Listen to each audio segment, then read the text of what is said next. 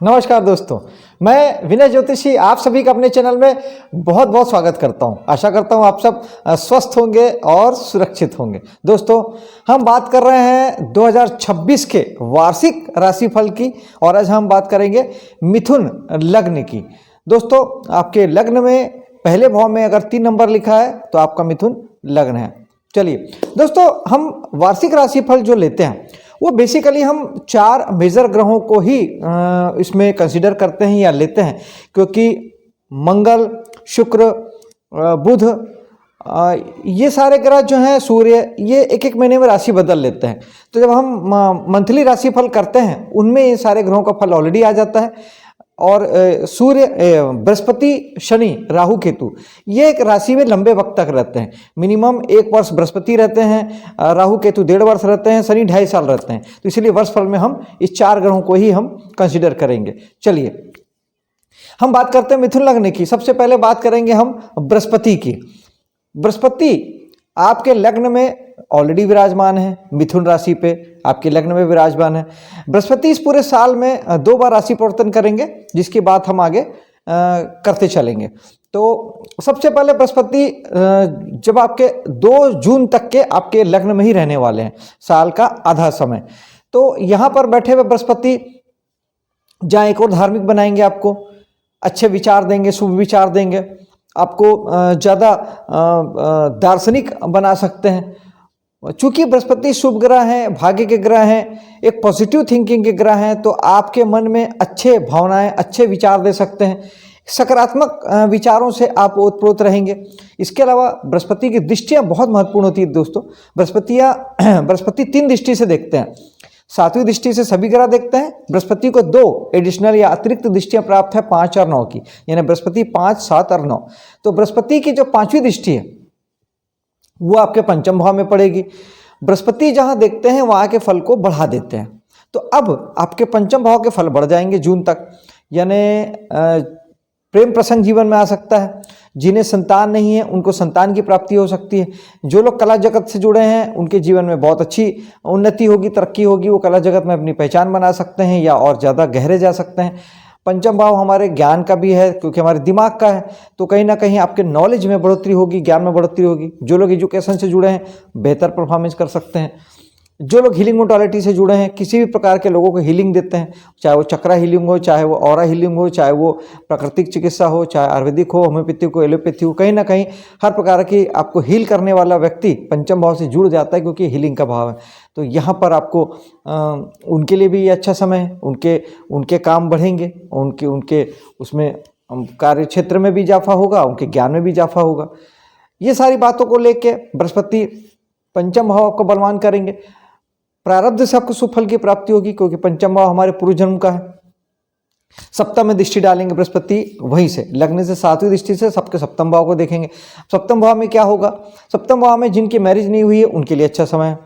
अगर कुंडली में दशा अंतर्दशा का समय अच्छा चल रहा है तो निश्चित तौर पे आपको इस समय में मैरिज हो सकती है।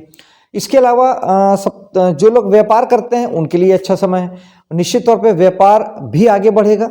और जो नया व्यापार करना चाहते हैं उनके लिए भी ये बहुत अच्छा समय है। आप इस समय में नया काम किया जा सकता है। हाँ, बशर्ते आप अपनी कुंडली का विवेचन भी कर लें, महादशा अंतर्दशा भी देख लें, क्योंकि गोचर कहीं ना कहीं आपके महादशा और अंतर्दशा के बाद ही ये अपना प्रभाव देता है। मुख्य प्रभाव तो वही देते हैं, ये आपके अतिरिक्त प्रभाव देते हैं। 9वीं दृष्टि से बृहस्पति देखेंगे आपके भाग्य भाव को, यानी 3 अच्छे भाव को देख रहे हैं, 5, 7 और 9। तो भाग्य को बढ़ाएंगे।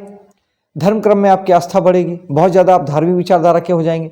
बहुत सारे धार्मिक कार्यक्रमों में आप हिस्सा ले सकते हैं। लंबी दूरी की धार्मिक यात्राओं में जा सकते हैं, जैसे कोई विदेश जाता है उस तरीके से। पिता के लिए बहुत अच्छा समय है। और निश्चित तौर पे आपका भाग्य उदय का ये समय है। ये 6 महीना जबरदस्त रूप से भाग्य आपका साथ देगा। जो करेंगे, जैसा करेंगे, आपको भाग्य उसमें उन्नति निश्चित तौर पे देने वाला है। हायर एजुकेशन के लिए बहुत अच्छा समय है। उच्च शिक्षा जो लोग ले रहे हैं, विदेश जाके लेना चाहते हैं, उनके लिए बहुत अच्छा समय है। कुल मिला के धर्म कर्म के कामों से जुड़ने के लिए बहुत अच्छा समय है। जो लोग मंदिर आदि से जुड़े हैं, संचालित करते हैं, प्रवचनकार हैं, उपदेशक हैं, जो लोग कंसल्टेंसी देते हैं, ये सब के लिए बहुत अच्छा समय है। उनके लिए भी भाग्य बढ़ोतरी वाले साबित होंगे। फिर यही बृहस्पति 2 जून को आपके चले जाएंगे कर्क राशि में। यहाँ पर बृहस्पति का ये बेसिक राशि परिवर्तन होगा, जो कि मिथुन से कर्क में चले जाएंगे। मिथुन से कर्क में बृहस्पति जाएंगे और यहाँ पर बृहस्पति वैसे सामान्य तौर पे बृहस्पति 1 साल रहते हैं, लेकिन कभी अतिचारी हो के अगली राशि में जाके फिर वापस आते हैं, जिसे हम वक्री होना कहते हैं। तो उस तरीके की बात हम अभी करते हैं। पहले 2 जून से लेके आपके 31 अक्टूबर तक बृहस्पति यहाँ पर रहेंगे कर्क राशि में। तो यहाँ पर रहने वाले बृहस्पति जहाँ एक और आपके लिए धन के लिए अच्छी समझ देंगे, कुटुंब परिवार में आपके बॉन्डिंग मजबूत करेंगे। वहीं से अब यहाँ की दृष्टियाँ, यहाँ से भी 3 दृष्टि से बृहस्पति देखेंगे, तो अब इनकी दृष्टि पड़ेगी 6ठे भाव में, जहाँ पे सर्विस सेक्टर में आपको बहुत अच्छे फल देने वाले हैं। लेकिन जो लोग कर्ज लेने की सोच रहे हैं, कोर्ट कचहरी करने की सोच रहे हैं, वो बचें। थाना कोर्ट कचहरी नहीं करना है, कर्जा नहीं लेना है, वरना बृहस्पति सब चीज़ों को बढ़ा देंगे। और अगर मान लो ये सारी चीज़ें आप कर चुके हैं ऑलरेडी और आपको दिक्कतें बढ़ती है, तो बृहस्पति का उपाय जरूर से कीजिएगा। बृहस्पति के लिए चने की दाल का दान और ज़्यादा से ज़्यादा पूजा पाठ करें, मंत्र जाप करें, ये धार्मिक कामों से जुड़ें, तो निश्चित तौर पे आपको बृहस्पति राहत देंगे। सर्विस सेक्टर के लिए बहुत अच्छे हैं। जो लोग को जॉब नहीं है उन्हें जॉब मिल सकता है। जो लोग ऑलरेडी जॉब में हैं या सर्विस सेक्टर में हैं, सेवा व्यवसाय से जुड़े हैं, सेवा देते हैं, सामान नहीं खरीदते बेचते, उनके लिए बहुत बहुत अच्छा समय है। बृहस्पति सारी चीज़ों को बढ़ाने वाले हैं। यहाँ से फिर बृहस्पति 8वें भाव को देखेंगे। ये आपका जो जून से लेके अक्टूबर तक का समय है, ये थोड़ा सा कठिन हो सकता है, क्योंकि इसमें बृहस्पति के हमने जो उपायों की बात की वो जरूर से कीजिएगा। उसमें गुरु तत्व से जुड़ेगा, किसी गुरु से जिससे आपने दीक्षा ली है या आप किसी गुरु को मानते हैं, उनका आशीर्वाद लीजिएगा, उनके सानिध्य में रहिएगा। ये सारी चीज़ें बहुत अच्छी है। गुरु जो मंत्र अगर मिला हुआ है आपको, तो वो जरूर उसका आप प्रयोग करें, उसे चैंट करें या उसे माला करें, तो भी ये सब चीज़ आपके अच्छी रहेगी। क्योंकि बृहस्पति की जो 7वीं दृष्टि है 8वें भाव में पड़ेगी। आप अगर यहाँ के कोई काम नहीं करते हैं, उस स्थिति में ये फल मिलेगा कि आपकी चिंता, बाधा, रुकावट, बाधा, परेशानी ये सब बढ़ जाएगी, क्योंकि बृहस्पति सिर्फ बढ़ाते हैं। तो जब ये बढ़ेगा तो निश्चित तौर पर आपको उपायों की आवश्यकता पड़ेगी। लेकिन अगर आप यहाँ के काम करते हैं, जैसे आप अकल्ट के फील्ड में हैं, जैसे ज्योतिष, वास्तु, टेरो कार्ड, जैसे कोई भी अकल्ट के फील्ड में है, तंत्र में है, मंत्र में है, आप यहाँ सेल टैक्स, इनकम टैक्स में है, कुल मिला के जो भी खोजने ढूंढने वाला जो भी काम होता है, CID, CBI, जासूसी जैसे फर्मों में है जो खोजते ढूंढते रहते हैं, वैज्ञानिक है जो खोजते ढूंढते रहते हैं, रिसर्चर हैं, किसी भी प्रकार के जो भी डिस्कवर करने का काम से अगर आप जुड़े हैं, तो ये भाव फिर आपके लिए है। आपको बहुत अच्छा फल मिलेगा। बृहस्पति वहाँ आपकी उन्नति और तरक्की कराएंगे। आपके लिए अच्छा समय आएगा और निश्चित तौर पर उसमें आगे बढ़ेंगे। जो लोग जितना डीप स्टडी कर रहे हैं, रिसर्च कर रहे हैं, वो कुछ नया खोज पाएंगे, वो गहरे जा पाएंगे, वो नया अन्वेषण कर पाएंगे, कुछ नया रिसर्च कर पाएंगे। ये उन लोगों के लिए बहुत अच्छा है जो रिसर्च से जुड़े हैं, जो कुछ भी खोजने ढूंढने का काम करते हैं। पुलिस, मिलिट्री, CID, CBI वाले सारे केसों को सॉल्व कर पाएंगे, अपराधी तक पहुंच पाएंगे, उसे ढूंढ पाएंगे, खोज पाएंगे। ये उनके लिए अच्छा काम करेगा। बृहस्पति की 9वीं दृष्टि धन भाव से, वो आपके 10वें भाव में पड़ेगी। ये अगेन बहुत अच्छा हो गया, क्योंकि आपके ये कर्म को बढ़ाएंगे, आपके अधिकारों को बढ़ाएंगे और आपके जीवन में मान, सम्मान, प्रसिद्धि भी बढ़ाने का काम करेंगे। कुल मिला के बहुत पॉजिटिव हुआ, बहुत अच्छा हुआ और ये बहुत अच्छे फल देंगे 10वें भाव में। बस ये 6ठे भाव के लिए आपको ध्यान रखना है कि 6ठे भाव के ऋण, रोग, शत्रु से बचना है। यानी बीमारी है तो उसे तुरंत डॉक्टर के पास जाके दिखाना है, वरना वो बढ़ा देंगे बृहस्पति। और कोर्ट कचहरी और कर्जा, ये बिल्कुल भी नहीं, इस झंझट में नहीं पड़िएगा, वरना ये बढ़ जाएगा। बृहस्पति फिर 31 अक्टूबर को आखिरी 2 महीने के लिए आ जाएंगे सिंह राशि पे। अतिचारी होकर वो सिंह राशि में चले जाएंगे।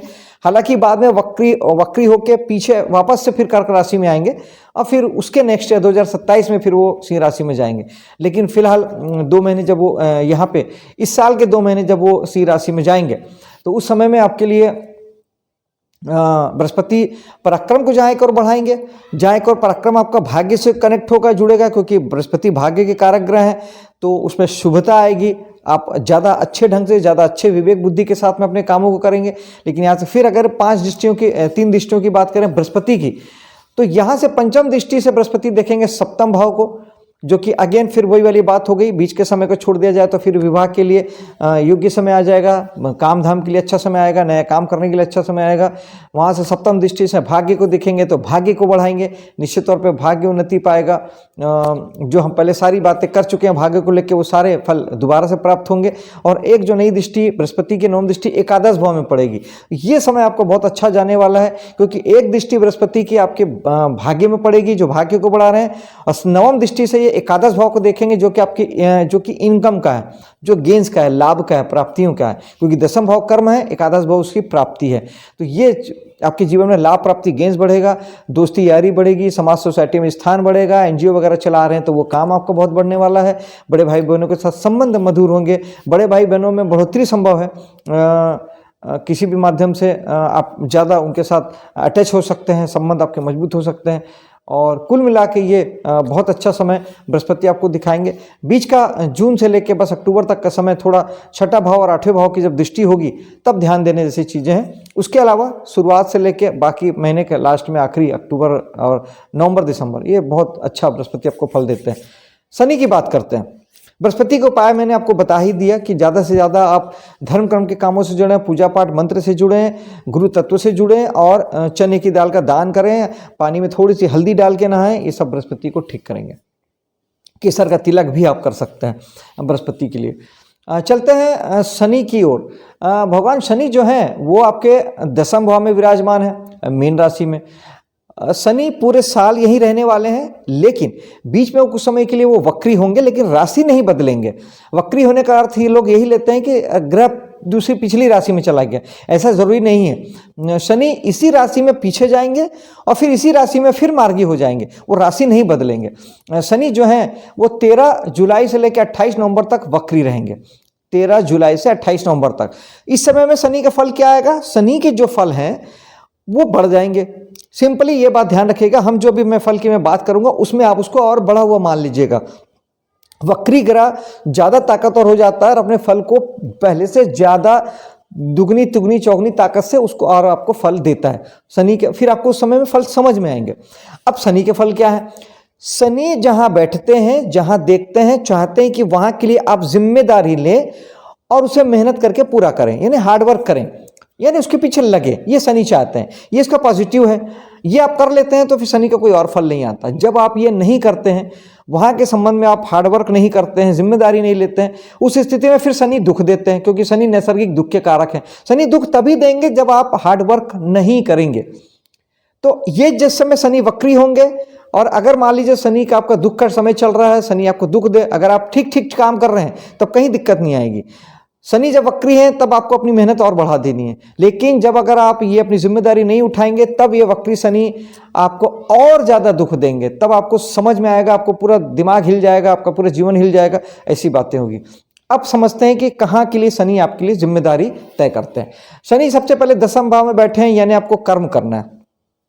काम के लिए, अपने जीवन में अपने मान सम्मान के लिए आपको एफर्ट लगाना है, यानी आपको जिम्मेदारी लेनी है और इसे पूरा करना है, मेहनत करना है।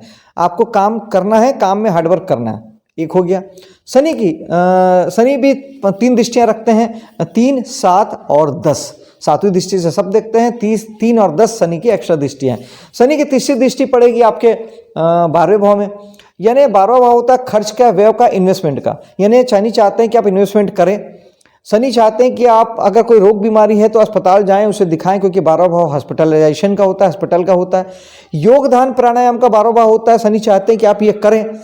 और खर्चों का होता है, तो खर्चों से बचना नहीं है, बचने की कोशिश मत कीजिए।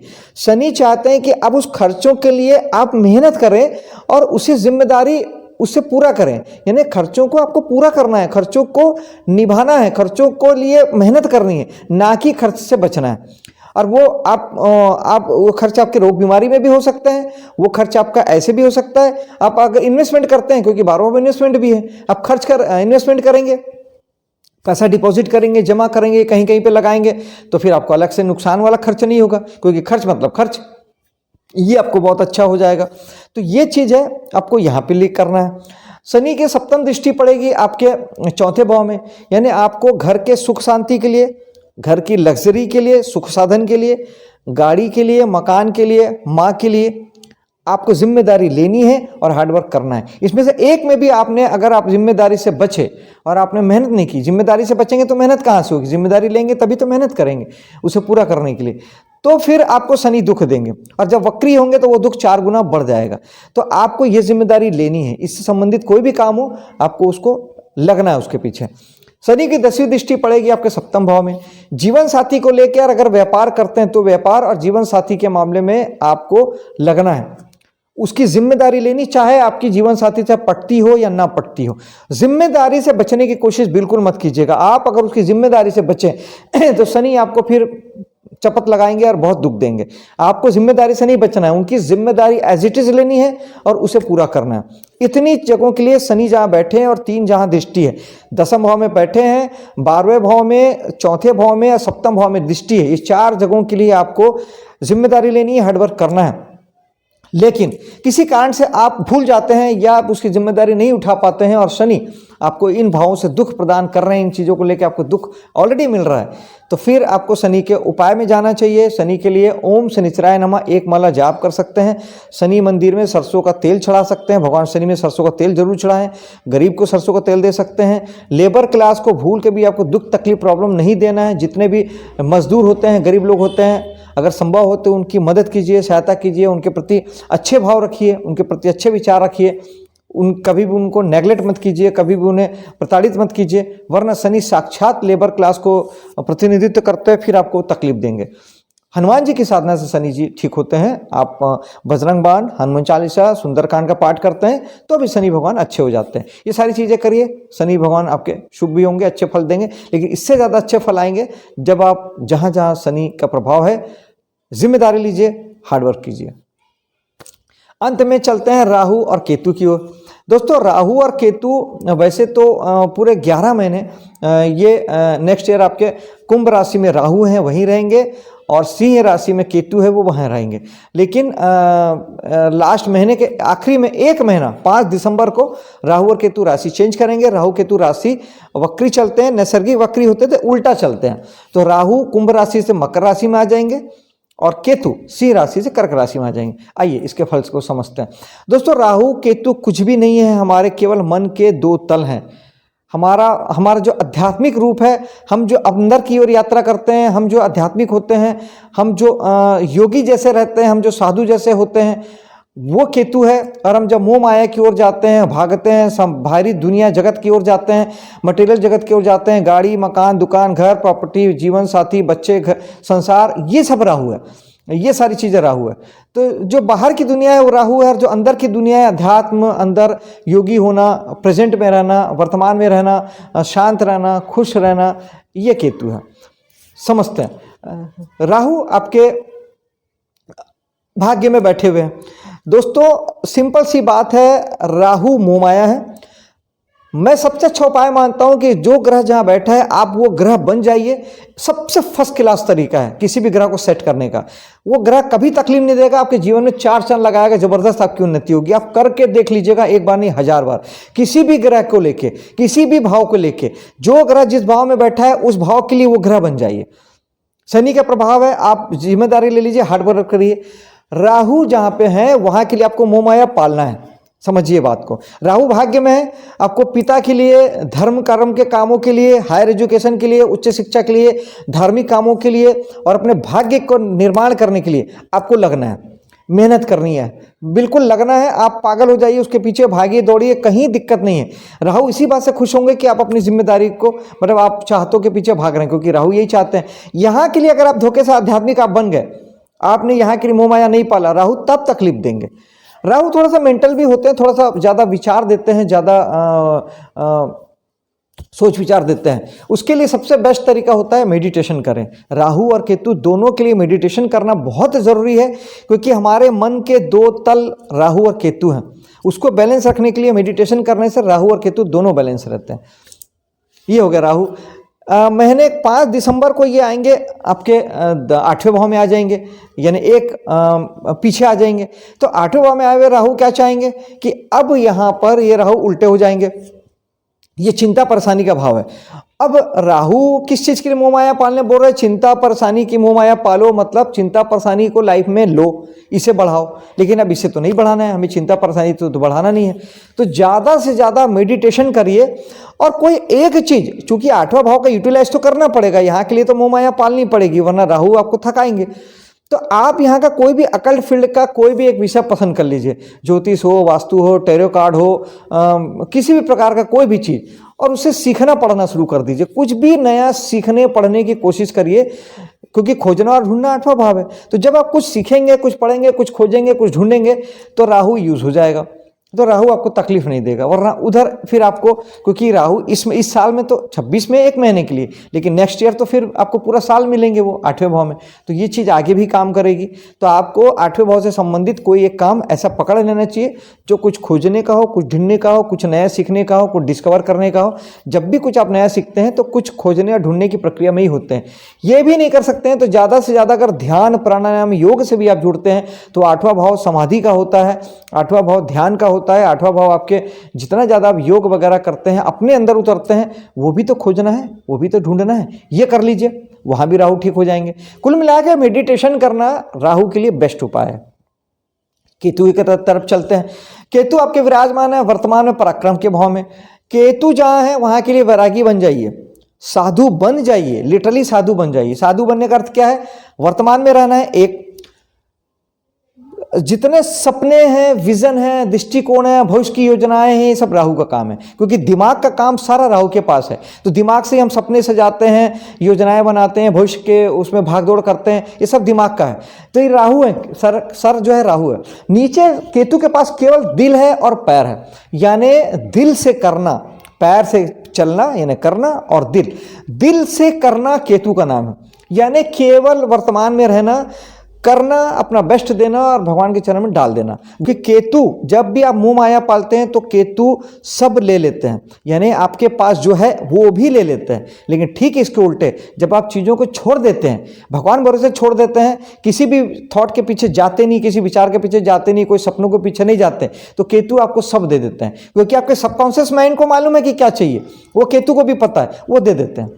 नौकरी पाने के लिए इंटरव्यू देने मत जाइए, इंटरव्यू दीजिए, नौकरी मिल जाएगी। सिर्फ घूमने के लिए जाइए, मस्ती करने के लिए इंटरव्यू देने जाइए, नौकरी पाने के लिए मत जाइए। नौकरी पाने के लिए जाएंगे, आपको नौकरी कभी नहीं लगेगी। ये केतु है, आपको केतु बनना है यहाँ के लिए, लेकिन हो सकता है आप ना बन पाए, हो सकता है आप उसे ना मैनेज कर पाए और आपको यहाँ के खराब रिजल्ट मिलने शुरू हो गए। तीसरा भाव हमारे पराक्रम का है, तीसरा भाव हमारे साहस का है। कुछ भी काम आप करते हैं, कुछ भी साहस आप करते हैं, वो सब हम यही से करेंगे। और काम आप करेंगे तो उसमें चाहत और इच्छा आप नेचुरली लगाएंगे, तो वो काम आपके फुलफिल होंगे ही नहीं। तो बेटर है कि आप काम करें, प्रभु के चरण में डाल दें। खासतौर पे जो लोग यहाँ के काम करते हैं, जो कमीशन दलाली के काम करते हैं, जो मार्केटिंग के फील्ड से जुड़े हैं, जो लोग लाइसेंसिंग का काम करते हैं, जो लोग शेयर बाजार से जुड़े हैं, जो लोग ट्रेवल्स के बिजनेस पे जुड़े हैं, जो ट्रांसपोर्ट के बिजनेस से जुड़े हैं, ये सब तीसरा भाव है। हमारी इच्छा से संबंधित, आपके शौक से संबंधित कोई काम आप करते हैं, वो तीसरा भाव। घर से बाहर रह के आप कोई काम करते हैं, वो भी तीसरा भाव। तो ये सारी चीज़ों के लिए आपको थोड़ा सा करना है और भूल जाना है। और अगर खराब रिजल्ट आ रहे हैं तो केतु के लिए उपाय के लिए मैंने पहले बोला, राहु केतु के लिए बेस्ट ऑप्शन है मेडिटेशन, और उससे भी बेस्ट ऑप्शन है ग्रह बन जाना। आप मेडिटेशन भी नहीं करते हैं, ग्रह भी नहीं बनते, उस स्थिति में खट्टे मीठे फल का दान कर सकते हैं, ओम केतुवाय नमः 1 माला जाप कर सकते हैं, गणेश जी की साधना कर सकते हैं। इससे केतु आपको ठीक फल देंगे। और दिसंबर में कोई 5 दिसंबर को केतु भी राशि चेंज करके पीछे जाएंगे और आपके धन भाव में आ जाएंगे। और ये बहुत महत्वपूर्ण है, क्योंकि 26 में तो आपको 1 ही महीना मिल रहा है, 27 में पूरा साल मिलेगा। केतु 1.5 साल एक, राहु केतु 1.5 साल एक राशि में रहते हैं। तो अगले 1.5 साल के लिए, यानी दिसंबर 26 से लेके 27 का पूरा साल, आपको धन के पीछे बिल्कुल भी नहीं भगना है। ये बहुत महत्वपूर्ण बात है, याद रखिएगा। आपने पैसे के लिए कुछ भी किया तो आपको 1 रुपये भी नहीं आएगा। आप काम करिए, पैसा पीछे आएगा। आपकी जो योग्यता है, आपको पता है कि मैं ये करूँगा तो आएगा। उस सबको पता होता है कि क्या करने से क्या होता है, उसको रोज रोज से नहीं सोचता। आपको पता है कि मैं क्या करने से मेरे पास पैसे आते हैं, मैं क्या करूँगा तो आएगा, क्या करने से आएगा। सबको पता है खाना खाने से पेट भरता है। सोचते हो क्या आपकी खाना खाऊंगा तो पेट भरेगा? आपको पता है खाना खाने से पेट भरता है, सोने से नींद पूरी होती है। बहुत छोटी छोटी चीज़ें। तो आपको यहाँ पे कुटुंब परिवार के लिए और वाणी संबंधी कोई काम आप करते हैं, जैसे आप कुछ बोलने का काम करते हैं, प्रवचन का काम आप करते हैं, आप एंकरिंग का काम करते हैं, आप गाना गाते हैं, आप टीवी फिल्मों में अभिनय करते हैं, सब बोलने का काम है। आप नेता हैं जहाँ बोलने की प्रायोरिटी है। ये सब चीज़ों को लेके आपको तटस्थ रहना है, न्यूट्रल रहना है, वर्तमान में रहना है, करना है, प्रभु के चरण में डाल देना है। बैंक बैलेंस के बारे में, धन के बारे में आपको बिल्कुल भी नहीं विचार करना है। अपना काम कीजिए, ये सब चीज़ होता रहेगा। दोस्तों, ये था 2026 का राशिफल। आशा करता हूं कि आपको ये समझ में भी आया होगा और पसंद भी आया होगा। मिलता हूं आपसे अगली वीडियो में, तब तक के लिए जय हिंद, जय माता दी।